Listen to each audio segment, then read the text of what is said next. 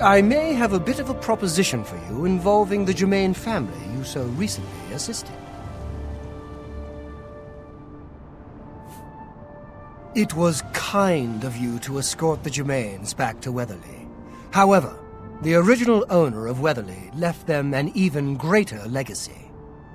In fact, there's quite a bit more to their family history than meets the eye. Want to hear about it? Excellent. Curiosity should never be denied, is it not so? And who knows, my story may prove profitable to both of us once it has come to its end. My tale actually begins with the father, Albert Germain. He was once in my employ, or should I say, the employ of my organization. He was very good at obtaining things that people did not want to part with. A professional thief, to put it bluntly. He was assigned to obtain a very valuable item for me. He succeeded, but decided to keep this item for himself. An unfortunate decision. He fled from Coral with his family, and was never heard from again. Only his small son, Reynald, was found, wandering alone in the wilderness. Naturally, my associates and I believed he had perished. The wilderness is, after all, a dangerous place. No place to take your family. Then, these many years later, voila! The brother reappears. It seems the rest of the family did not die in the wilderness after all.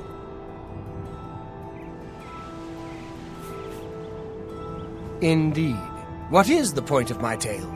Albert Germain builds Weatherly way out in the middle of nowhere. He was a thief, not a farmer. The only reason to establish such a place would be to stay out of the Coral Guard's sight. I believe that the item Albert stole, which rightly belongs to me, was hidden at the Weatherly settlement. Unfortunately, the notorious Red Guard Valley ogres ransacked the place and probably took all of the loot back with them. If you were to obtain this item somehow and bring it to me, I would pay you very well for it. I can get you started by telling you where the ogres live. The rest is up to you.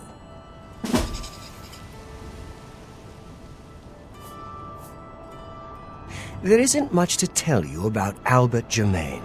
He was one of my best, then he got greedy. The rest is history. Gilbert and Reynald know nothing of their father's past deeds. If you want to tell them about it, suit yourself. I do not care to describe it. You will know it when you see it, I think. It is not something one of the ogres should have in his possession. Hello, I'm Leith Wavrik, the Chief Herald and Countess Velga's attendant. Welcome to Coral. Many years ago, when the Count was still alive, a daring thief stole the ancient honor blade of Coral from out of this castle. Why? This is incredible. I never thought to see this sword again. How did you... Never mind. One should not look a gift horse in the mouth. Please accept my thanks on behalf of the people of Coral for restoring this sword and the honor of our city. As a token of our gratitude, I bestow upon you a symbol of honor and heroism, the escutcheon of Coral. You've done a great service to Coral, and you should be proud. Fare thee well, Strange.